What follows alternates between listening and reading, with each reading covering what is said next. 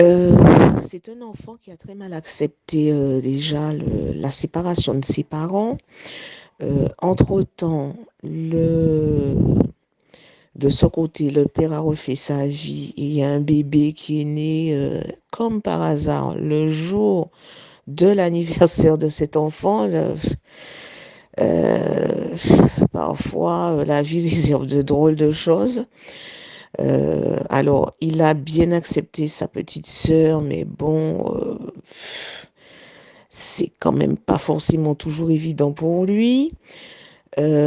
Entre-temps, il semblerait qu'il jouait avec la petite sœur, mais je ne sais pas trop ce qu'il a fait. Le père a pensé qu'il étouffait l'enfant. Il a très mal réagi et a virulemment frappé cet enfant.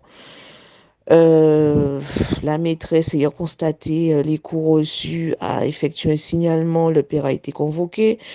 Donc, la justice a décidé de le laisser très à distance de son enfant et de ne pas s'en approcher. Mais l'enfant, il aime quand même son papa et c'est difficile pour lui.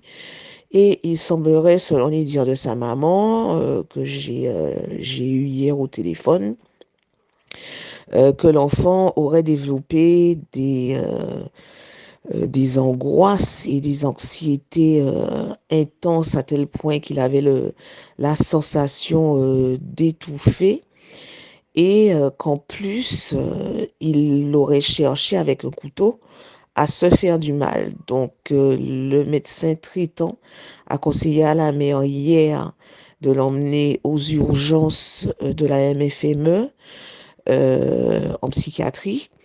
À ce qu'elle m'a dit hier, on l'a quand même gardé.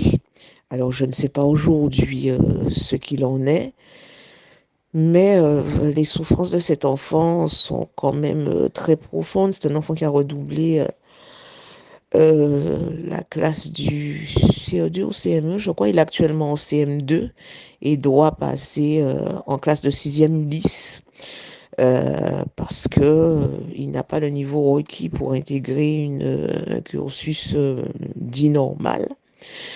Et il a très peur, il appréhende énormément son entrée au collège. Il a eu l'occasion de me confier son stress à ce propos et enfin c'est compliqué quoi. C'est compliqué.